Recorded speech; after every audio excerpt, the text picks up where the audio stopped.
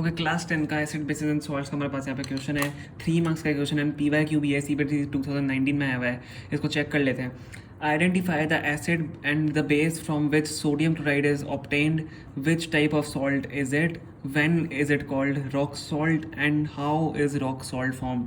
बहुत सारे क्वेश्चन आपसे एक ही क्वेश्चन में पूछ लिए हैं। सबसे पहले हम देखेंगे identify acid and base from which sodium chloride is obtained. Acid and base जिससे सोडियम क्लोराइड आपका ऑब्टेन होता है, हम उसको लिख देंगे। एसिड आपका क्या होता है? एसिड आपका होता है hydrochloric acid which is HCl। Hydrochloric acid आपका है एसिड, आप HCl ब्रैकेट में लिख देना, ठीक है, HCl।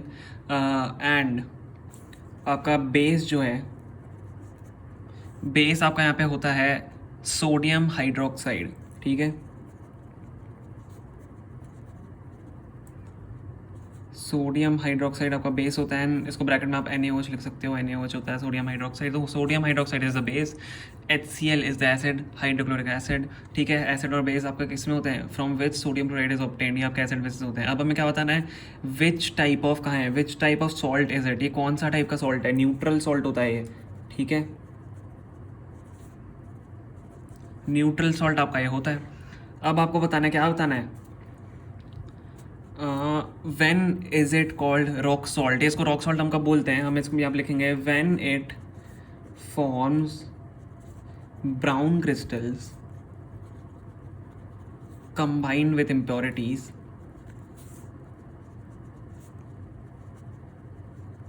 तब हम इसको क्या बोल देते हैं? ये ब्लैक सॉल्ट है आपका, ठीक है, सॉरी रॉक सॉल्ट है आपका। हम इसको रॉक सॉल्ट तब बोलते हैं when it forms brown crystal combined with impurities, तब हम उसको बोल देते हैं कि आपका ये क्या है? रॉक सॉल्ट है। अब लास्ट क्वेश्चन है आपका, how is rock salt form. में बताना रॉक सॉल्ट कैसे फॉर्म होता है। रॉक सॉल्ट आपका फॉर्म होता है by drawing up of seas. जब सीज आपकी ओशंस जो आपके होते हैं वो ड्राई हो जाते हैं, तब आपका रॉक सॉल्ट फॉर्म हो जाता है। न्यूट्रल सॉल्ट भी आपका ऐसी फॉर्म होता है, ड्राइंग अप ऑफ